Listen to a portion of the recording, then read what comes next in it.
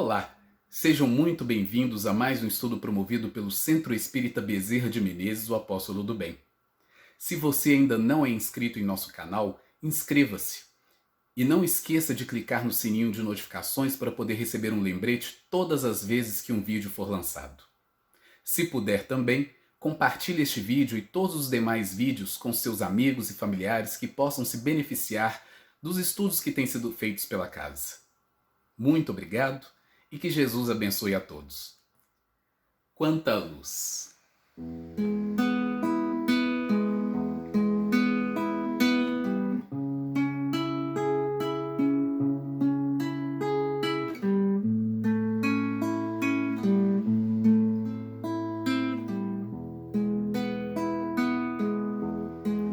Quanta luz neste ambiente descendo sobre nós, vibrando em nossa mente. Quanta luz, quando assim em prece, como a alma cresce aos olhos de Jesus. Quanta luz, pois em oração a voz do Mestre fala ao nosso coração. Quanta luz descendo sobre nós. Quanta luz, quanta luz.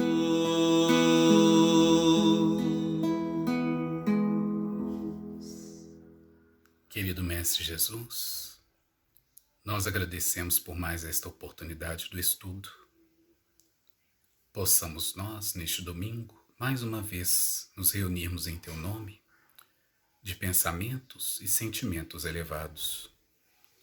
Possamos também irradiar o melhor das nossas energias e pensamentos a todos aqueles que têm sofrido, do corpo e do espírito, durante este período conturbado, nesta pandemia em que vivemos. Possamos atrair a assistência dos amigos espirituais sempre operosos, auxiliando na harmonia de todos os lares. Muito obrigado, Senhor Jesus, por Teu amor, por Tua misericórdia, por Teus ensinamentos. Sê conosco hoje, agora e sempre, que assim seja. Olá a todos, vamos trabalhar hoje um tema muito interessante do Antigo Testamento, sobre as 10 pragas do Egito, principalmente sobre o enfoque da lei de destruição da terceira parte do Livro dos Espíritos.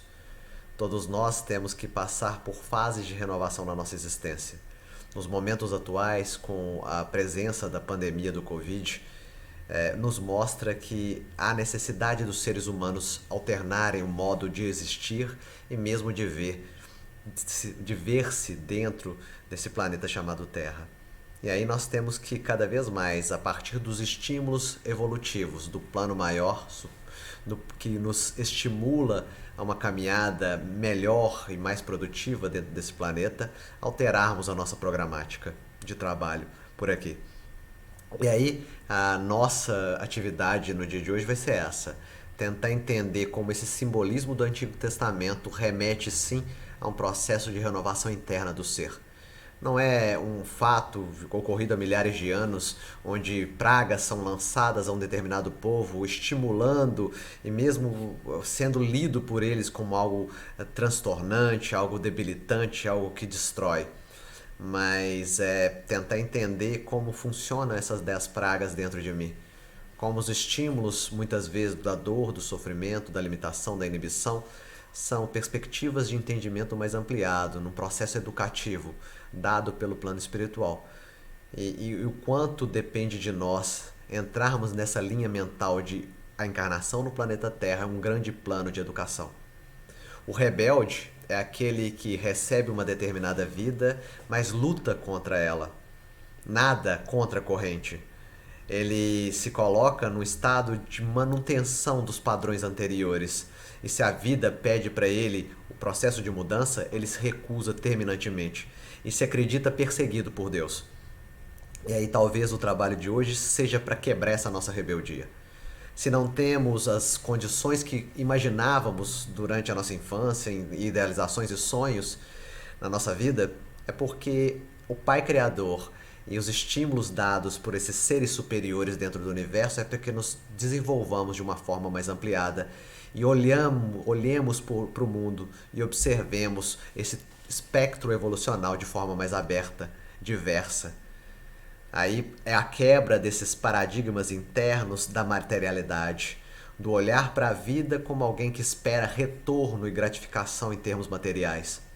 Se o pai gosta de mim, o pai me dá fortuna, me dá status, me dá poder, me dá a pessoa que eu gostaria de estar relacionando. Mas aí são desejos imaturos de uma criança caminhando pela vida. E a proposta dos espíritos amigos é criar adultos espirituais, seres maduros que possam contribuir na obra da criação. E aquele que entra numa casa espírita tem que ter sempre isso como campo de reflexão. Eu estou aqui num projeto de treinamento, num exercício espiritual para me tornar-me melhor, mais maduro, mais sereno, mais equilibrado, mais harmonizado, vinculado a essas faixas maiores e ofertando algo para a vida. E aí, por isso, a grande lema da doutrina espírita é fora da caridade não há salvação. Porque só a partir do amor dinamizado, o amor que eu construí dentro de mim, entendimentos novos que eu construí dentro de mim, é que eu me encontro com o outro e oferto para o outro algo de bom que passa dentro do meu coração. E é isso que a gente vai tentar desenvolver no dia de hoje. Vamos lá? Pra gente passar as transparências, porque 10 pragas são muitas vezes muitas pragas e muito sofrimento.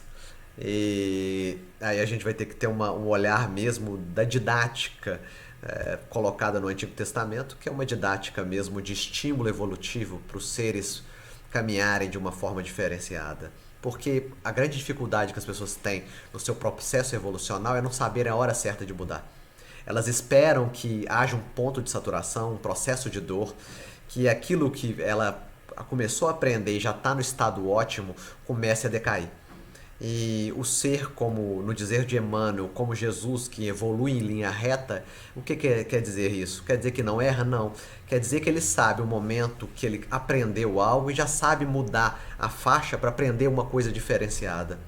Nós ficamos ainda vaidosos com as nossas conquistas espirituais.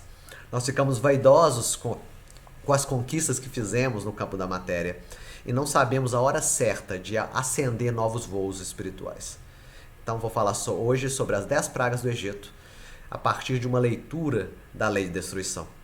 E principalmente, como eu falei, não esse simbolismo do Antigo Testamento como algo lá, há muitos milênios atrás, mas tentar trazer isso para dentro de mim. Como essas pragas que acontecem nos dias de hoje, como eu falei, de medos, de limitações, de inibições, de nascer em certas circunstâncias, com pessoas muitas vezes, conviver com pessoas muitas vezes que você não tem muita intimidade. Como esses estímulos evolucionais influenciam a minha caminhada. E se eu sou aberto a esses estímulos evolucionais, que é o mais importante. Então o treinamento é de nos abrirmos para a vida, sem resistência, sem rebeldia, aceitarmos os valores que a vida nos traz, as ferramentas que a divindade nos colocou nas mãos para trabalhar cada dia melhor. E se a gente desejar novas ferramentas, que a gente possa, a partir desse estímulo, ir sempre crescendo e ofertando ao campo da vida um pouco do nosso amor. Então vamos lá. Sobre a lei de destruição e a necessidade de progresso, porque muita gente tem extrema dificuldade de abordar a lei de destruição, porque acredita que a vida é só um plano de conservação e reprodução. Acredita que num primeiro momento eu crio algo novo, né, lei de reprodução, e a partir dessa criação eu vou mantendo ela ad eternum. E não é assim que funciona o universo. O universo bem estruturado, ele funciona a partir de 3 elementos. Criação, né? A criação dos seres, a criação de novas propostas, mesmo no meu campo interno. Manutenção e conservação por determinado tempo, no processo de amadurecimento. e chega o momento final, onde aquelas formas ou aquelas construções internas já não têm muita serventia e elas necessitam ser destruídas para se transformarem em novas formas, em novas laçadas evolucionais. E aí, a dificuldade que a gente tem para abordar a lei de destruição, para ficar mais fácil, nós vamos falar, como os espíritos disseram, lei de destruição igual a lei de transformação. Nada se conserva para sempre, tudo passa debaixo do céu, no dizer do Eclesiastes, né? Esse mundo de impermanência se transforma a cada momento, as circunstâncias nas quais eu estou se transformam, uma doença que eu possuo acaba lá na frente. Né? E nós temos que ter a dimensão disso para que possamos viver o nosso presente de uma forma digna, respeitosa, honesta, para que nós possamos não fugir do mundo, evadirmos do mundo num processo alienado, daquele que não quer sofrer, ou daquele que não quer passar por habilitações e provas ou expiações. A questão das provas e expiações é olhar de frente para todas elas e encará-las com coragem, criando mesmo fortaleza moral, virtudes de vontade, de perseverança, de resiliência. E é essa a nova leitura que a gente tem que ter sobre a lei de destruição. Entender que o Covid vem para uma proposta de transformação da humanidade. Por exemplo, nós podemos entender a proposta do Covid como uma nova leitura de relações ecológicas no planeta Terra, um novo respeito que tem que ser criado do ser que caminha desse planeta, respeitando as fontes animais, minerais, vegetais, sabendo que a morte e a alimentação dos nossos queridos amigos, irmãos menores de evolução no planeta Terra pode gerar sim um processo de zoonose que ataque a todos nós.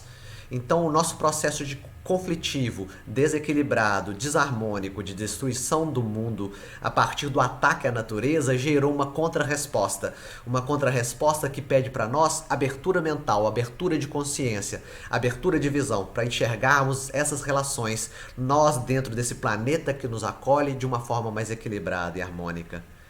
É uma das propostas do Covid para todos nós. Uma outra proposta do Covid, nós individualistas que vivenciamos muito um mundo para fora, né? Que vivenciamos o mundo das aparências, o mundo das curtidas nas redes sociais. E aí a vida pede para todos nós, volte para dentro da sua casa.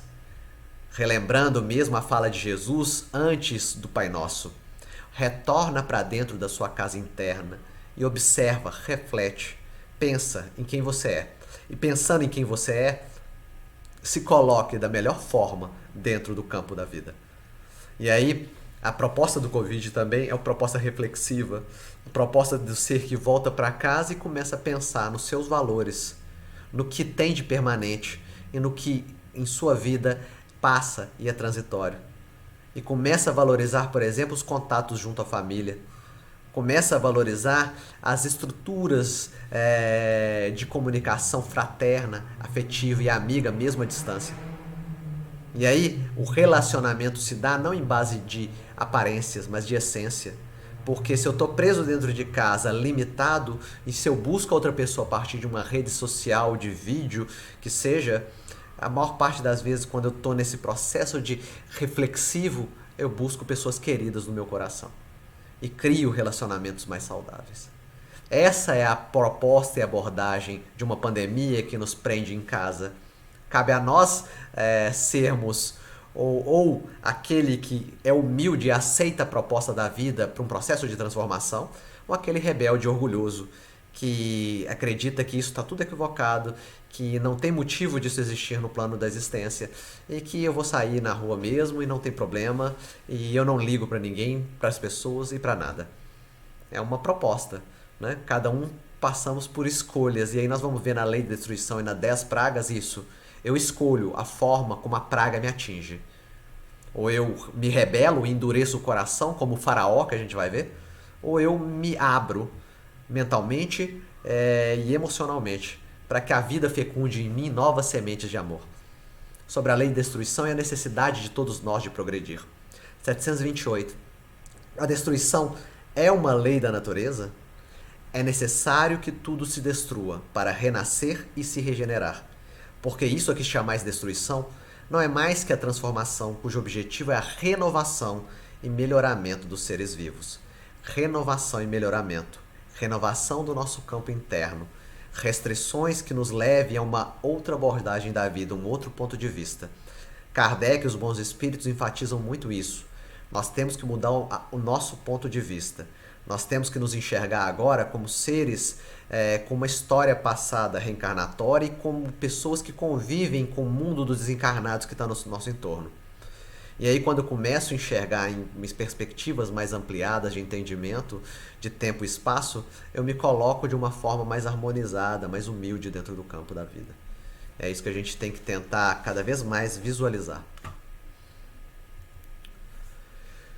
Outra questão que trata do que nós estamos passando nesse momento são os flagelos destruidores.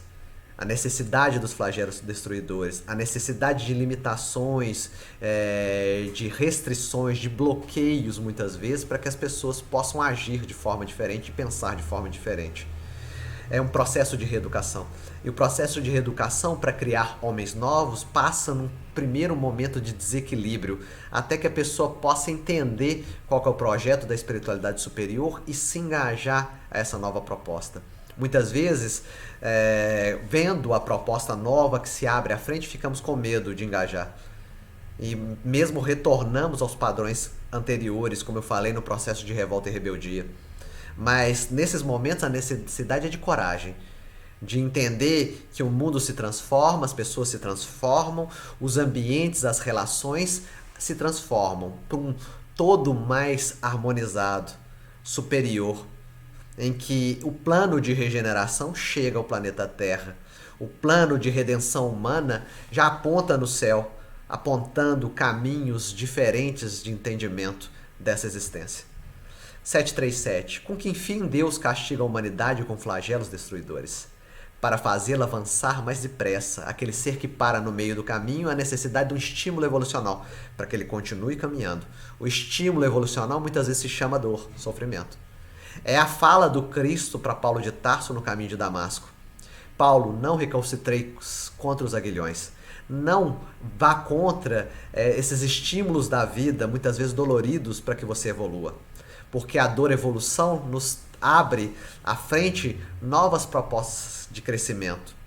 E se no primeiro momento é doído, no segundo, aprendendo, já é levado de uma forma boa, gostosa, e abre mesmo uma composição diferente para a nossa transformação dentro da Terra. Não dissemos que a destruição é necessária para a regeneração moral dos espíritos, que adquirem em cada nova existência um novo grau de perfeição? Nas múltiplas existências, eu vou caminhando. Muitas vezes eu tenho um padrão de vaidade muito exacerbado, que eu cultivo em diversas delas, mas chega um momento que a vida pede transformação. E nesse pedido de transformação, talvez o ser vaidoso esteja destituído de ferramentas para trabalhar o campo da sua vaidade. Talvez tenha um trabalho que consuma grande parte do seu tempo e a pessoa não pode se dedicar a um cuidado maior na forma da corporalidade.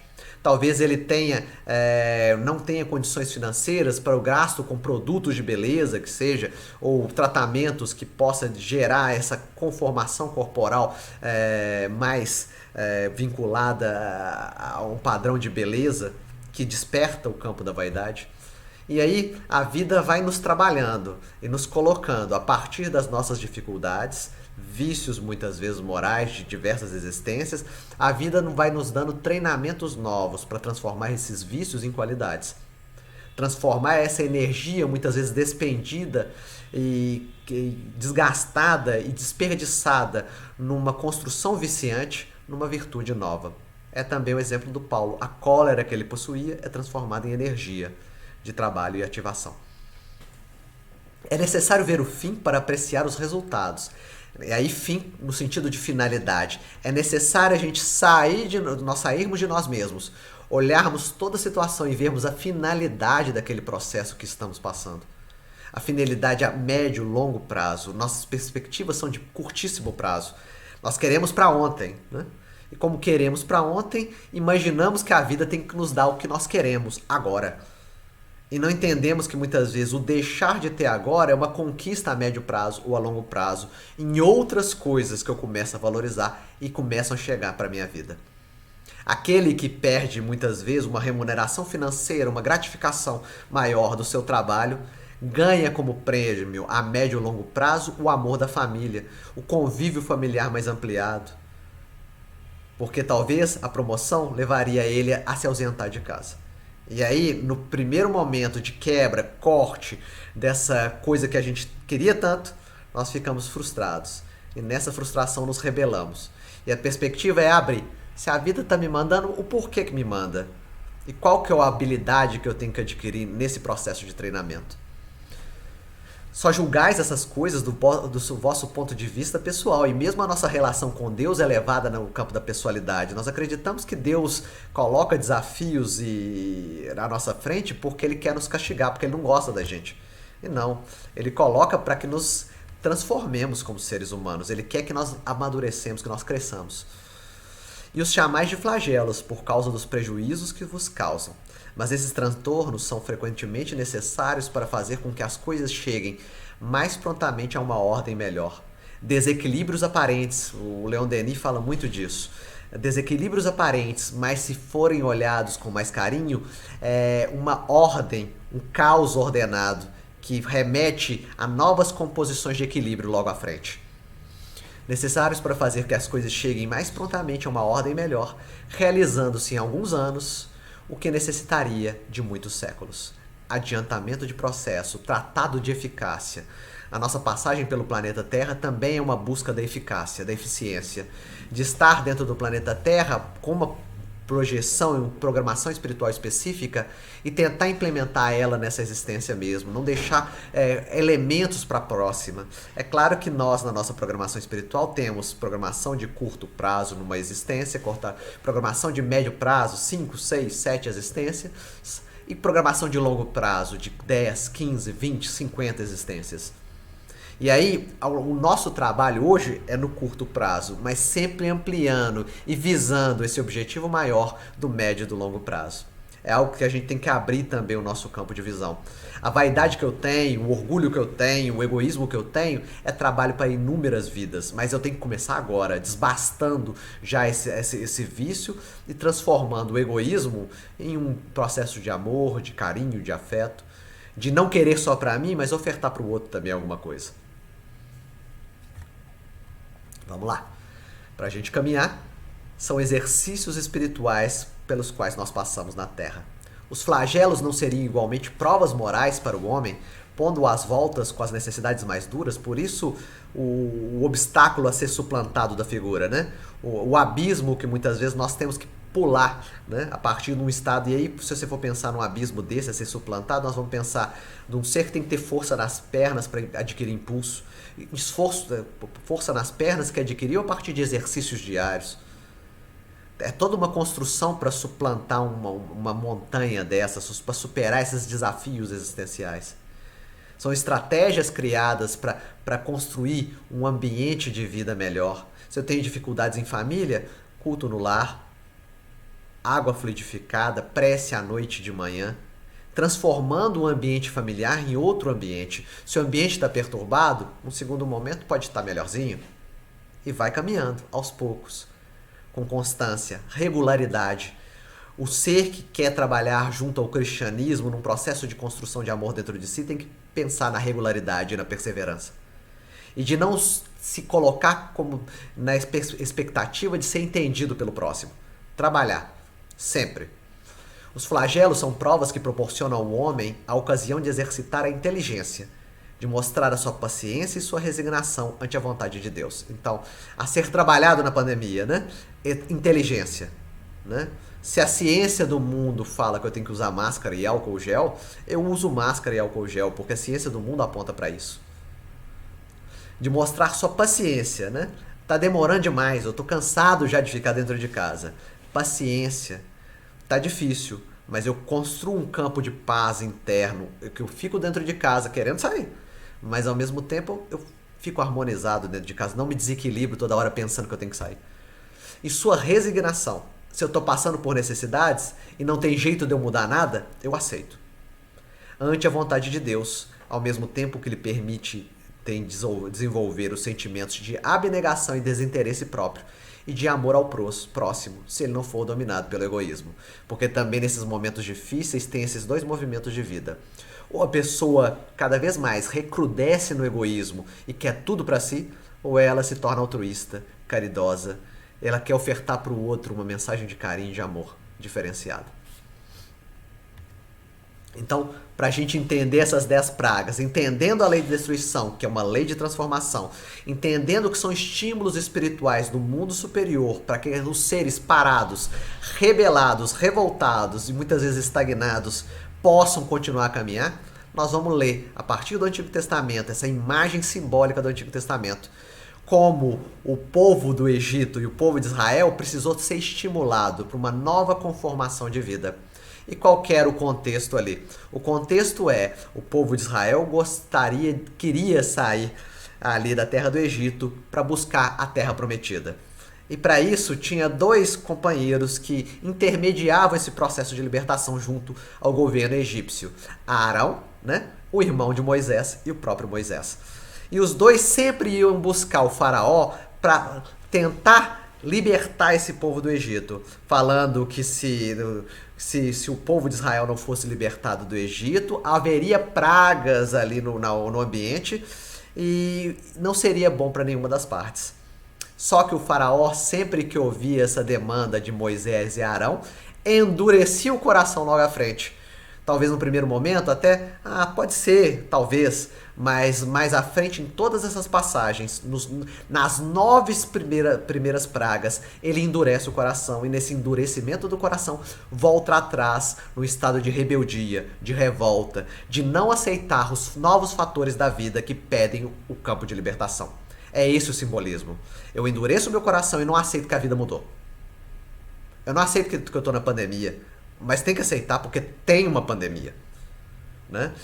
Os fatos se apresentam na minha existência de forma real e eu não aceito. Eu gostaria de vivenciar o que eu vivenciei no passado.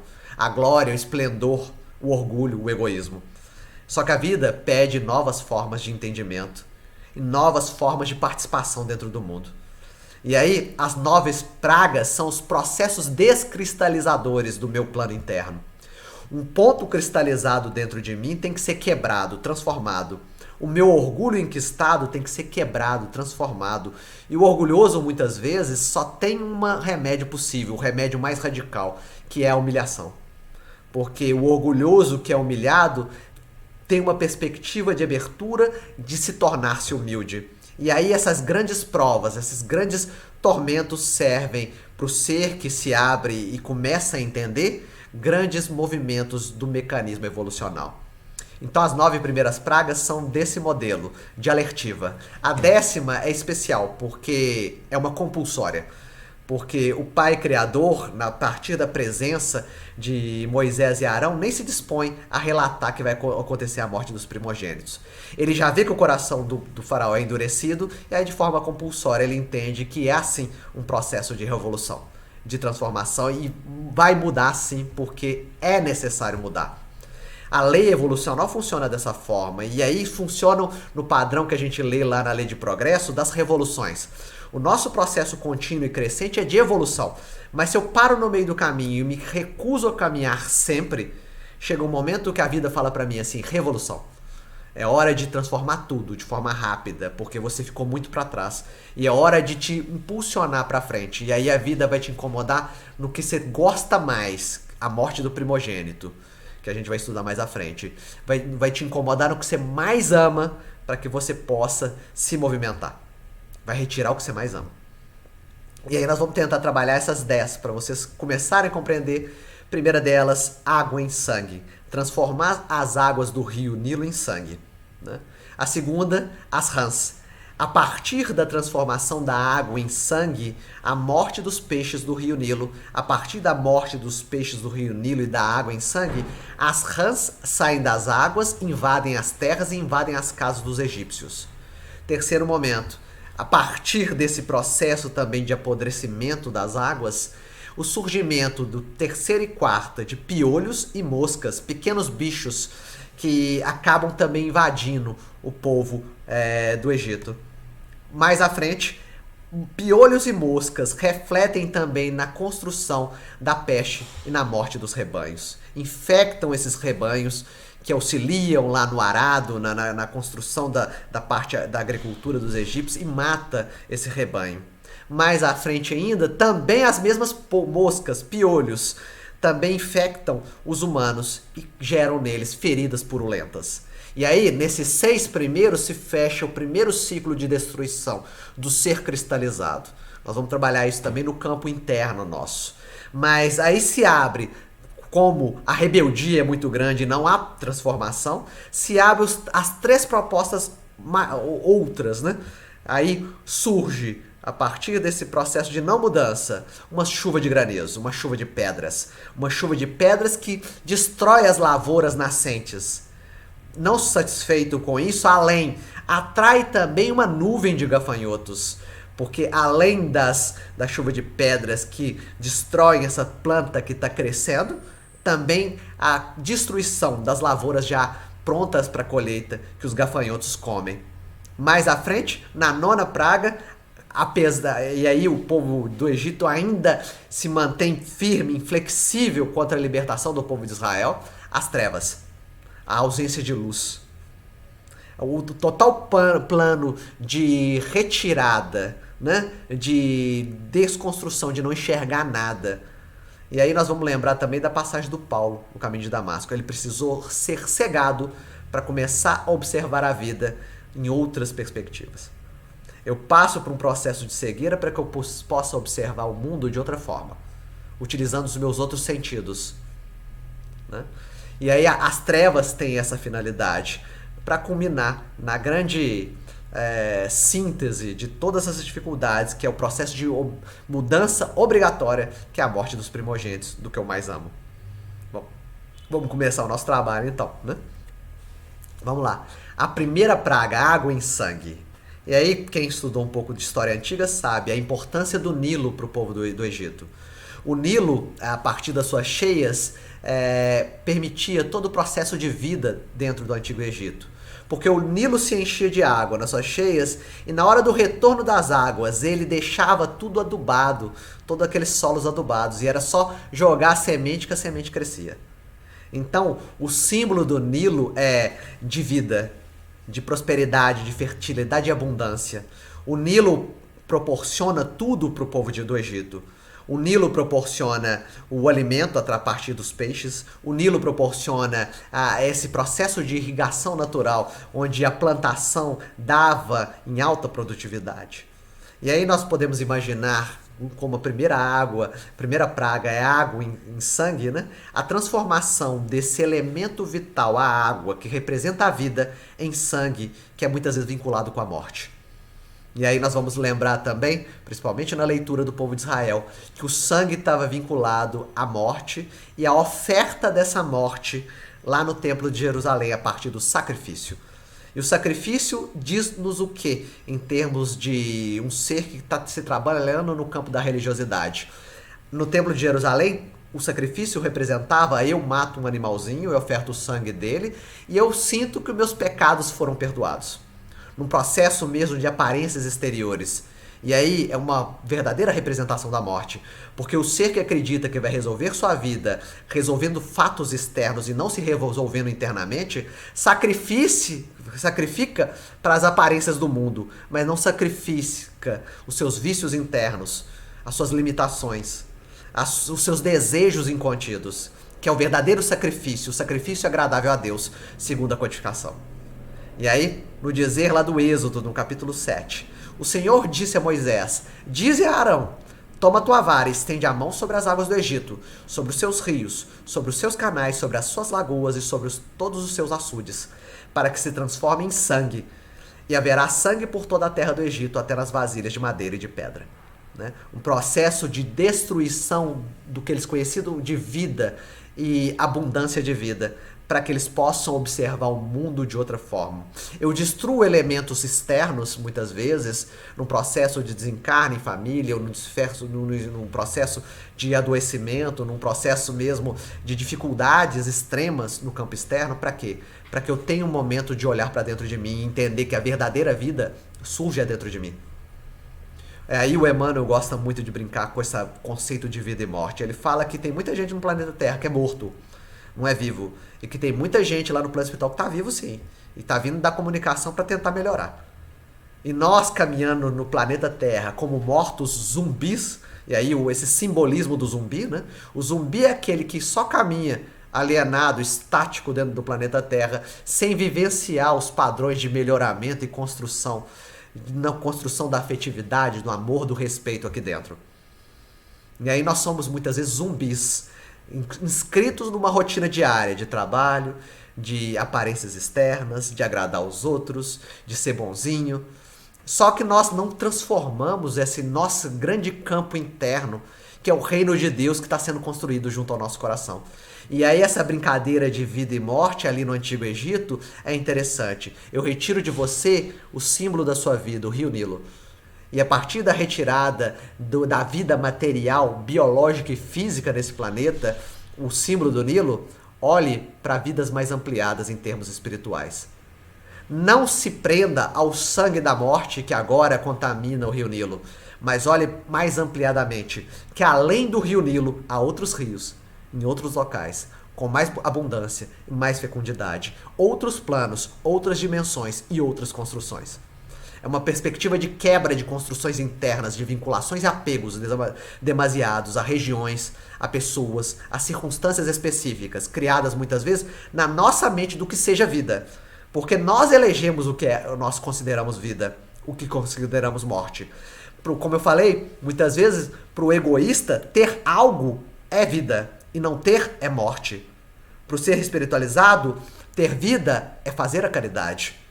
Ter morte é muitas vezes não ter possibilidade de fazer isso e se sentir entristecido por isso, mas logo logo ele se abre de novo e constrói de novo processos de vida, novos processos de caridade. Então, como eu ando olhando para a vida? E aí a fala do Honório, no Evangelho por Dentro, psicografia do Wagner, né? No capítulo 22. Considerando a nossa vida dentro daquele prisma evolucional em que cada um edifica o que lhe apraz, o que lhe convém às ambições e aos desejos, perder essa vida somente será possível quando outra proposta superior de vida e que encontre ressonância no íntimo da criatura a dispõe a aceitar novos padrões com os quais se enamore e passe a adotá-los. Quando o discípulo está preparado, ele encontra o mestre adequado. Quando o trabalhador está ajustado, ele encontra o trabalho adequado. Quando eu me construo internamente e me abro, eu encontro a circunstância adequada para o meu pleno desenvolvimento. Em processos gradativos e crescentes, em que eu sei que mesmo esse processo vai chegar no ponto de madureza e transformação. Outro processo se abre, madureza, transformação. Outro processo se abre, madureza e transformação. Porque assim é a vida de um espírito criado por Deus. Numa perfeição relativa, de um ser que evolui sempre. Jesus evolui, nós evoluímos, todos nós nessa composição em conjunto evoluímos de alguma forma. Só o Pai Criador é a perfeição absoluta. Nós estamos sempre construindo novos entendimentos e novas aprendizagens. A segunda praga, que se a primeira faz essa reflexão da diferenciação vida e morte, numa ampliação de visão do que nós queremos ou não em padrões evolucionais. A segunda praga das rãs que saem das águas e invadem as casas das pessoas, as terras. E aí, qual é o fato? E o que significava a rã no Antigo Egito? A rã no Antigo Egito significava fecundidade. Por que fecundidade? Porque após o transbordamento do Nilo e a volta das águas, a lama que ficava para ser jogada a semente, surgia as rãs lá. E eles observavam aquele surgimento das rãs como se fosse algo espontâneo. Né? A rã nascia ali do processo do barro.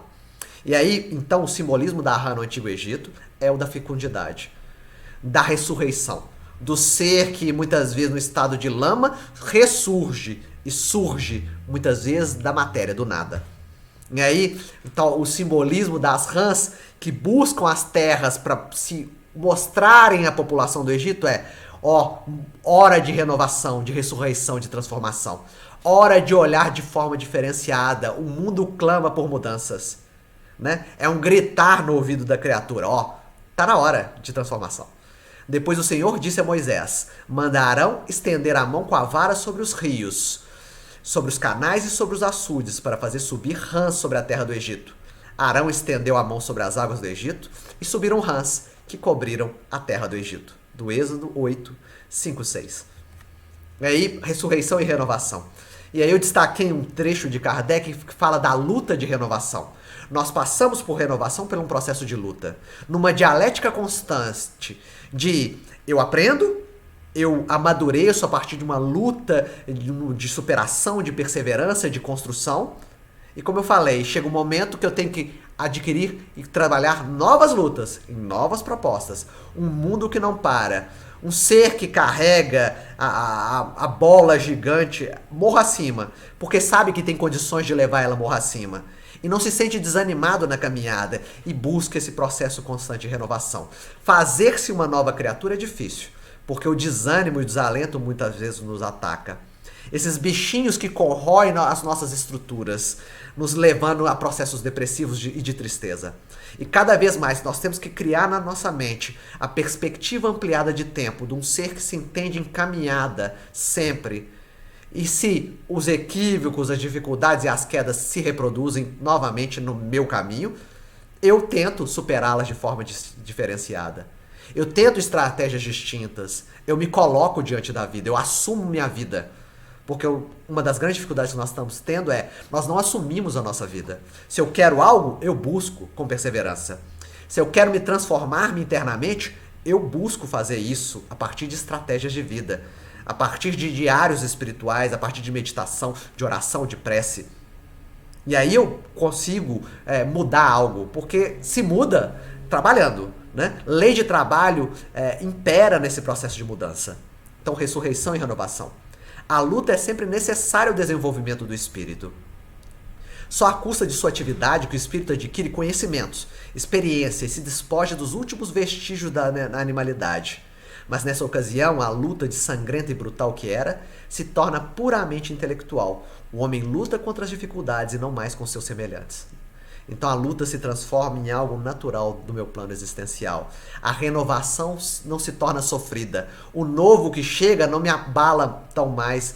E o meu aprisionamento e apego ao antigo também não me abala tanto. Eu já consigo transpor esses obstáculos de forma mais fácil. É isso que a gente tem que aprender nessa praga das rãs. As rãs sobem à terra num símbolo. Nós somos o símbolo da renovação e da reprodução. Da fecundidade, do velho que se transforma em novo. Olhem para todos nós, né, para a praga das rãs, e se transformem também. Um simbolismo que estimula os seres no processo de transformação. A terceira praga é dos piolhos, né? São pequenos bichinhos que incomodam muito. Muitas vezes, olhados de forma individualizada, parecem até insignificantes, que não afetam muito a nossa passagem, mas uma infestação de piolhos incomoda muito. E aí eu lembrei, principalmente nessa praga dos piolhos e na praga das moscas, numa mensagem de psicografia de Francisco Cândido Xavier, que se chama Bichinhos. Eu acho que é o espírito Humberto de Campos, fala que na sua construção e desenvolvimento, o que atrapalha muitas vezes não é esses grandes eventos que me machucam. Muitas vezes a gente consegue transpor esses grandes eventos porque é muito visível, de forma até bem trabalhada e tranquila. Mas a grande dificuldade são os bichinhos. E ele dá o exemplo na historinha de uma árvore grande. Uma árvore grande e secular. Que o homem vai lá, tenta serrá-la, não consegue, porque ela é muito grossa. As tempestades vêm e não consegue derrubar, porque ela está bem estruturada, enraizada dentro do solo. Mas uma infestação de bichinhos no tempo, pequenos pontos que minam a criatura no tempo, vão desestruturando até que ela caia. É a fala do Evangelho segundo o Espiritismo, que as nossas grandes dificuldades são os mil nadas, as pequenas alfinetadas dia a dia, as pequenas ofensas das pessoas, os pequenos toques, muitas vezes de dificuldade, de conflito conosco, que nós vamos guardando dentro de nós a partir do processo de mágoa e ressentimento. E isso vai nos corroendo e amargurando por dentro, gerando um processo e um estado de queda. É esse o simbolismo desses pequenos seres que nos invadem interiormente e nos minam para a nossa caminhada. E quantos de nós temos que trabalhar o desapego para que quebramos dentro do nosso ser a mágoa, o ressentimento, o rancor, muitas vezes também pequenos bichos também do estado de culpa, do ser que erra e se mantém nesse processo contínuo de pensamento de culpa eternamente. E aí a chamada dessa terceira praga e da quarta também das moscas olhe para esses pequenos bichinhos dentro de si e trabalhe com eles. Não guarda mágoa, rancor, ressentimento. Não deixe esse pequeno fermento levedar e crescer dentro de si. Resolva a situação na hora, no tempo presente. Se eu tenho dificuldade com alguém, eu procuro ela para um acerto na hora correta, na hora que as pessoas estiverem já com a mente mais equilibrada e ajustada. É isso. Não deixar que esses pequenos bichinhos tomem conta de nós. E aí também, necessidade do trabalho diário, da prece, da oração, da meditação. Quais são os meus bichinhos internos? Quais são as pequenas situações de fácil resolução que eu posso resolver agora? E não ficar guardando, acumulando. Se a pessoa me ofende em pequenas doses, eu posso me colocar de uma forma limitadora para ela. Limitar também é amar. Eu posso falar para ela, ó, não tô gostando da sua brincadeira comigo. Eu acho que você sempre fala desse tom, eu gosto muito de você. Mas você sempre fala desse tom e não me agrada esse tipo de tom que você fala comigo. E aí a pessoa mesmo se abre e se coloca num estado de conciliação. E aí se constrói uma nova relação, sem os bichinhos. São habilidades que a gente tem que adquirir, de entender esse plano de renovação e trabalhar com esse plano de renovação e reconstrução. Então o Senhor disse a Moisés, mandarão estender a vara e ferir o pó da terra, para que se transforme em piolhos por toda a terra do Egito. E eles fizeram assim. Arão estendeu a mão com a vara e feriu o pó da terra, e surgiram piolhos nos homens e nos animais. Todo o pó da terra transformou-se em piolhos em toda a terra do Egito. Como eu falei, conciliado junto aos piolhos, as moscas, que surgem a partir daquele processo de apodrecimento das águas. Apodrecimento das águas, os peixes morrem, né? As rãs sobem à terra e também acabam morrendo. E aí surgem as moscas para infestar essas rãs e peixes mortos e os piolhos. E o Senhor assim fez. Grande enxame de moscas entraram na casa do faraó e na casa dos seus subordinados, e por toda parte do Egito foi assolada pelo enxame de moscas. No entendimento dessa passagem de Êxodo, sempre pensar, apesar de todas essas dificuldades, de pequenos bichinhos incomodando, de estímulos de perda da vida, de como ele achava que a vida seria, o faraó continua com o coração endurecido. Ele é posto à prova e à expiação a todo momento, mas continua rebelde para se transformar em um homem melhor, em se libertar, porque libertar o povo de Israel, o faraó libertar o povo de Israel na realidade, eu me libertar-me desses padrões antigos. É esse que eu simbolizo, porque povo de Israel e povo do Egito ali é de forma indistinta. E libertar o povo de Israel é libertar esse povo que busca algo, a terra prometida, um mundo melhor, um mundo mais feliz e harmônico. É essa a construção, né? O faraó coordena os dois povos. Cabe a ele escolher o povo acomodado, apegado a uma terra restrita do Antigo Egito, de consideração de seres superiores, de múltiplos deuses, e a mesma figura do faraó orgulhoso como um deus, ou escolho esse povo, ou escolho o povo de Israel, que busca uma terra prometida, que vai ter que passar pelo deserto por 40 anos, num processo de transformação e maturação. As escolhas que nós fazemos entre esses dois povos dentro de nós. Ou eu escolho valorizar o buscador, aquele que busca estados maiores de felicidade e harmonia dentro da terra, ou eu escolho aquele que valoriza esse sistema fechado, apegado ao processo de materialidade. E o Senhor assim fez, grandes enxames de moscas entraram na casa do faraó e nas casas dos seus subordinados, e por toda parte a terra do Egito foi assolada pelos enxames de moscas, né? Vamos lá então. E aí interessante também o simbolismo dessas moscas. Se a gente for estudar ali no Antigo Testamento, tem a figura do Beuzebu. Que é esse Beuzebu? É um deus, muitas vezes vinculado ao povo fenício, o Baal-Zebu. E o Baal-Zebu, por incrível que pareça, o título dele é o Senhor das Moscas. E o povo de Israel reconhecia nesse enxame de moscas o símbolo do demônio da maldade. Então, se a gente for pensar pequenos seres que incomodam muito, quando numa grande proporção, simbolizando o mal que entra pela terra por pequenos aspectos de egoísmo e de orgulho e toma conta de todo o território. E aí a gente começa a imaginar essa fermentação, que nós não podemos deixar para depois, o que podemos fazer hoje. Que não podemos deixar que essas moscas proliferem cada vez mais, infectando os nossos relacionamentos, infectando as nossas construções. E que esses bichinhos têm que ser tratados agora, no presente. Então, 630. Como se pode distinguir o bem do mal? O bem é tudo que é conforme à lei de Deus, né? Se eu me ajusto às leis de Deus, eu vibro no bem. O mal é tudo que dela se afasta. Se eu escolho propostas, como eu falei, de apego à materialidade, já não tendo piso para isso, se a vida me chama para outras propostas, eu estou cultivando o mal dentro de mim. Porque o ser egoísta, muito apegado à materialidade, no processo, por exemplo, de avareza, gosta do dinheiro só para si. Quer o dinheiro só para si. E mesmo se o ser mais querido da sua vida pedir dinheiro para ele, ele é capaz de ele negar, porque ele ama mais o dinheiro que as pessoas. E aí, eu me afasto da lei divina, que pede para que eu leia a vida de outra forma, de forma mais espiritualizada.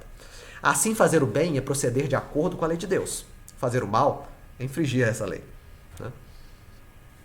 Vamos lá. A quinta praga.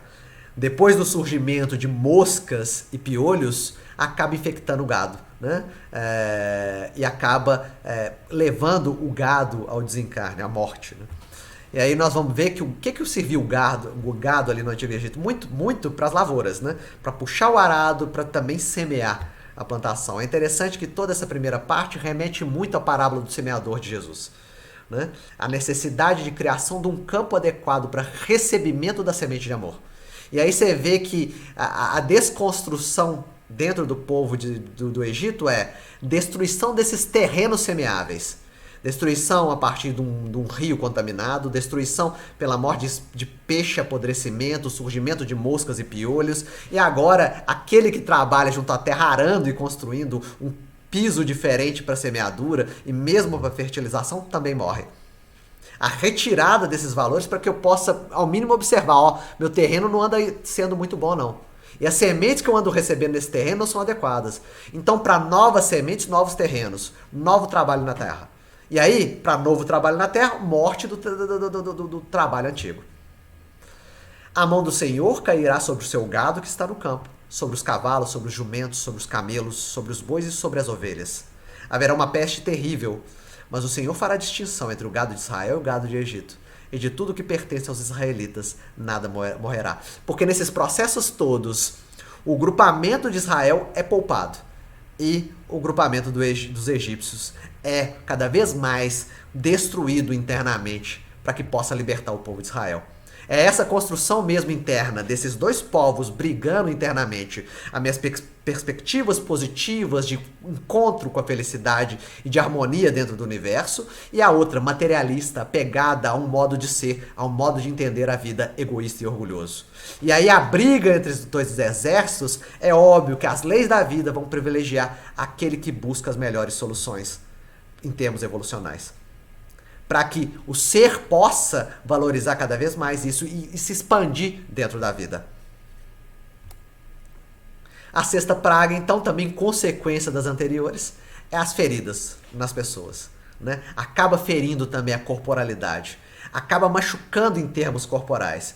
E muitas vezes os processos de doenças físicas são os que nos despertam para os valores espirituais. Muitas vezes a busca dentro da casa espírita se dá a partir de uma doença física. E aí nós temos que ficar atento aos sinais que o corpo nos dá. E a necessidade nossa de cuidado com o corpo. O corpo é o templo do espírito, no dizer do Paulo.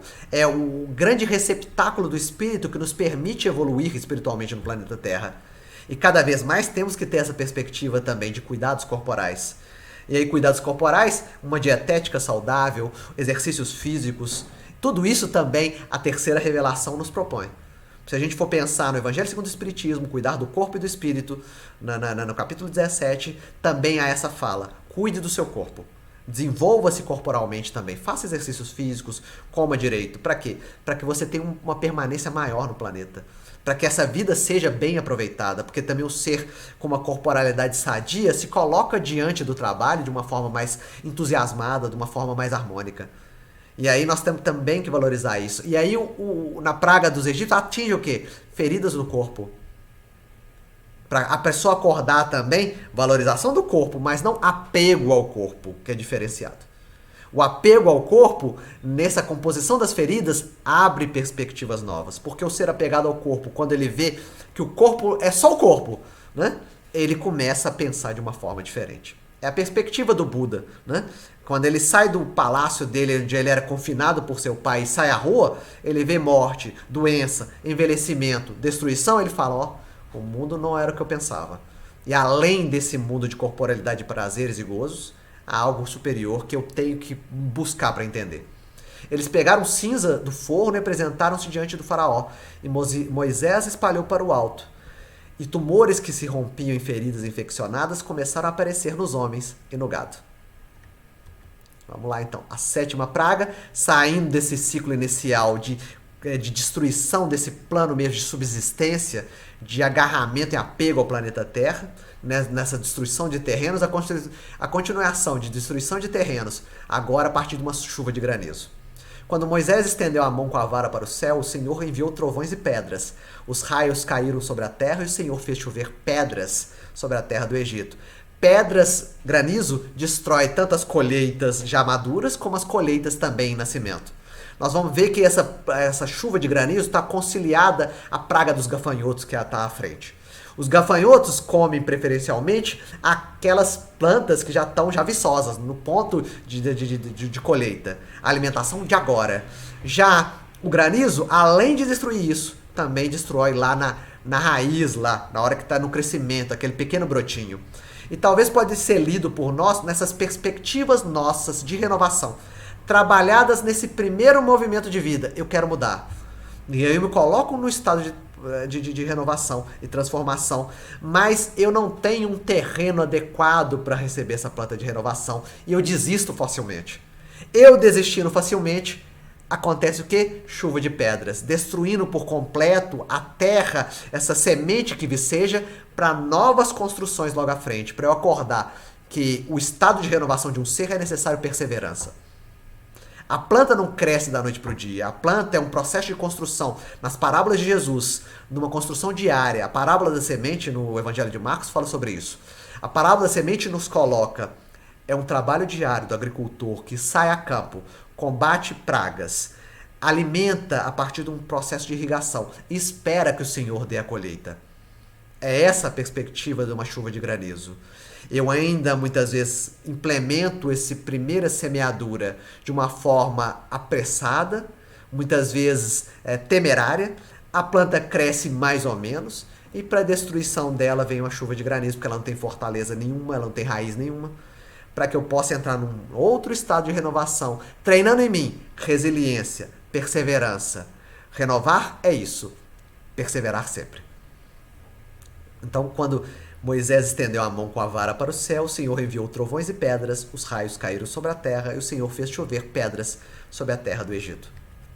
E aí o gafanhoto, que está ajustado com essa praga dos granizos, da chuva de pedras.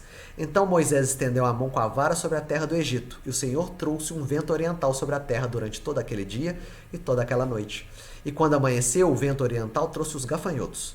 Assim os gafanhotos subiram sobre toda a terra do Egito e pousaram em todo o seu território. E eram tantos como nunca houve, nem jamais haverá. Então, se no primeiro momento há a destruição desses brotos novos também, nesse segundo as plantas já à época da colheita. E aí nós temos que imaginar, plantas à beira da alimentação, isso quer dizer que a semente plantada não era de boa qualidade. Se houve a necessidade de destruição, é porque ainda a semente não era ajustada. E nós podemos imaginar mesmo a parábola do semeador. O primeiro campo da chuva de granizo seria a semente lançada num terreno pedregoso. O terreno pedregoso não permite que a planta aprofunde sua raiz. E aí a planta cresce mais ou menos e o sol a queima. Nesse segundo processo, é a planta que cai entre os espinheiros. A planta que cai entre os espinheiros, o terreno já está mais ou menos ajustado, mas há algo que impede ela no seu desenvolvimento. E aí, Jesus, quando interpreta isso, fala: os interesses do mundo são esses espinhos que impedem o seu desenvolvimento. E aí, no crescimento dessa semente, ela é abafada, né? Ela chega a um ponto que não consegue mais se desenvolver. É os gafanhotos. Eles crescem, mas não podem ser colhidos, porque os gafanhotos comem antes do tempo. Abafam esse processo evolucional, porque foi feito, mal feito, muitas vezes valorizando pontos que não eram necessários para o processo espiritual da criatura. E aí a necessidade nossa, nesses dois processos, nessas duas pragas, dos gafanhotos e das chuvas de granizos, que a planta já surge, a gente fica entusiasmado, que está caminhando, e aí vem um processo da vida que me tira daquilo, né? Me desanima, de desafio e perseverança. E aí é combate contra tristeza, depressão e desânimo.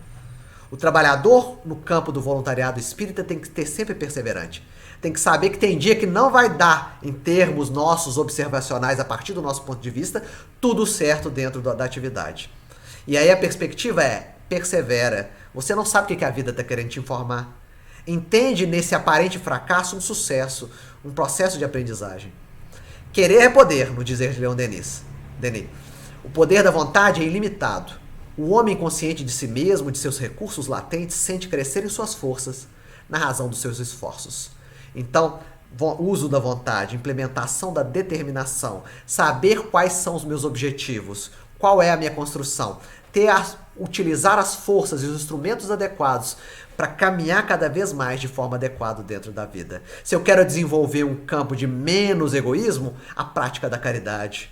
Muitas vezes a caridade, no primeiro momento, na forma de assistencialismo. Né? Eu dou a cesta básica e vejo lá o outro lá com a cara feliz que recebeu a cesta, não entendo muito bem, mas eu vou sendo tocado por aquele olhar e aquele sorriso do outro, e sentindo tocado, eu abro um campo de sensibilidade interno e me abro à construção de um campo de amor logo à frente. Para isso, desafio e perseverança. A planta miúda que não cresce é esse assistencialismo. Né? A planta plena que dá frutos de colheita é esse da caridade plena, do ser que vai para o trabalho voluntário, dá a cesta e dá o amor. É isso que é o nosso objetivo como trabalhadores. A nona praga, a das trevas, né? E Moisés estendeu a mão para o céu e houve densas trevas em toda a terra do Egito, durante 3 dias. Ninguém conseguia enxergar nada e ninguém se moveu do lugar durante 3 dias, mas havia luz nas habitações de todos os israelitas. Se apesar de todos esses estímulos evolucionais para que o ser acorde e se desperte, não houver esse despertamento, a perspectiva da escuridão. Porque aí ele está criando dentro de si um processo de autoilusão. E não é o mundo que fica escuro, mas eu que me escureço. Não é eu que nasço cego, mas eu que me torno cego diante da vida, que é o mais complicado. Quando Jesus cura o cego de Betsaida, no capítulo 8 do Evangelho de Marcos, ele fala mais à frente, depois de curado, o cego fala que ele começa agora a ver clara e distintamente. Ele consegue ver à distância e nitidamente. O que é diferente. Muitas vezes nós olhamos só o nosso plano do imediato, muitas vezes nem isso. Muitas vezes nos autoiludimos em cada uma das nossas caminhadas dentro do planeta Terra. Muitas vezes nós consideramos que a vaidade é não só uma coisa de autoimagem mesmo, de um cuidado maior comigo. Muitas vezes eu considero a minha avareza imprudência mesmo, de guardar dinheiro mesmo, porque eu quero economizar. E aí eu tenho que me avaliar o que é necessário e o que é supérfluo para mim. Como usar e como deixar de utilizar. A doutrina dos espíritos é uma implementadora de bom senso, de avaliação das circunstâncias. Não é nem abandonar a matéria pelo espírito, nem também só enfocar no espírito e esquecer da matéria. É se construir conciliando esses dois campos. Se Deus, o Pai Criador, a partir da questão 27, criou o plano material e o plano espiritual, não, e o elemento espiritual, é para que possamos conciliar esses dois opostos. Lidos como nós, como opostos no planeta Terra.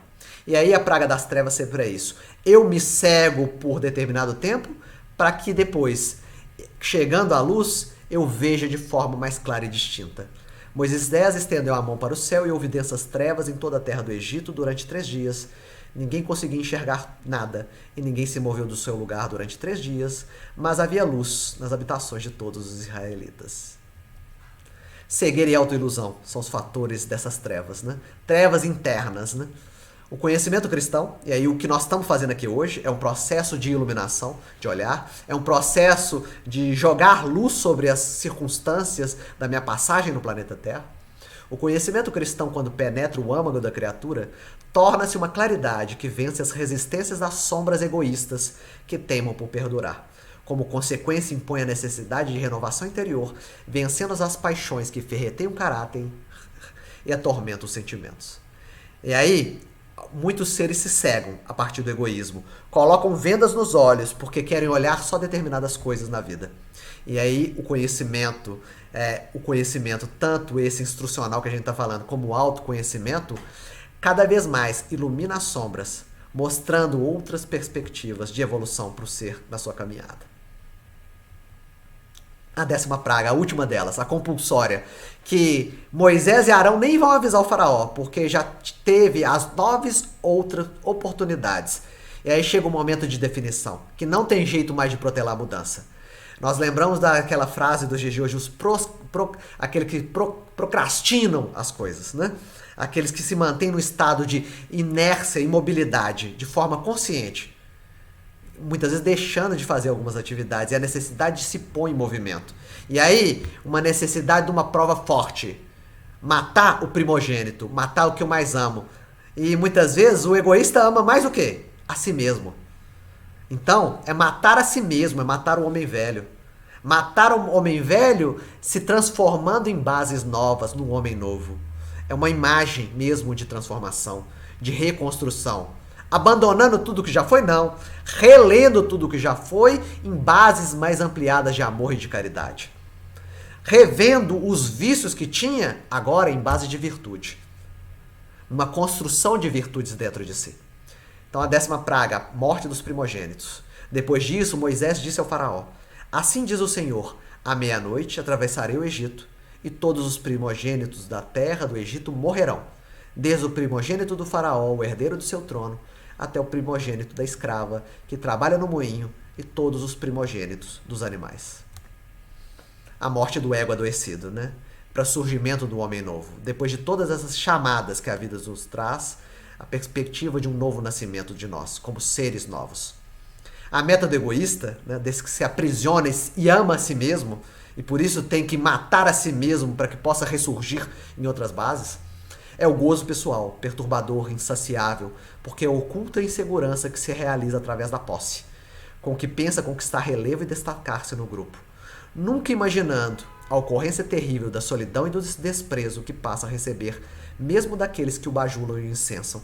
O egoísta é o exemplo típico da autonegação, do descaso que tem pelo si profundo, vitimando-se pelo alucinar das ansiedades insatisfeitas e pelos tormentos de não conseguir ser amado.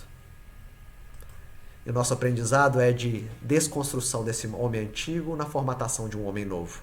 E se as pragas da vida, como eu falei, os medos, as limitações, as inibições e a proposta de renovação para um homem novo chegam até nós, é hora mesmo de colocar mãos à obra. É a mensagem que eu queria trazer para vocês, de entender essas 10 pragas e a pandemia por qual todos nós passamos, com elementos estimulantes de desenvolvimento pessoal e de santificação coletiva. E aí é enxergar o mundo com a mente do Cristo, como diz Paulo de Tarso. Enxergar com a mente do Cristo é ver o que da circunstância que eu considero negativo há de bom para o meu desenvolvimento espiritual. E aí o ser que começa a observar dessa forma, começa a ter a mente do Cristo, sintonizando a altas esferas espirituais e se trabalhando a cada dia. Que possamos levar essas vibrações, esse modo de agir dentro da nossa existência, que o Pai Criador nos ampare sempre.